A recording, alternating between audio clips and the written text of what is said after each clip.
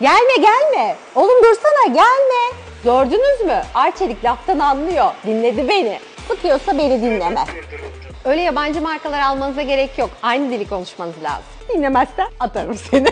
Ayrıca bunda Türk inadı var. Öyle temizlemeden bırakmaz. Aferin, işte böyle temizleyeceksin.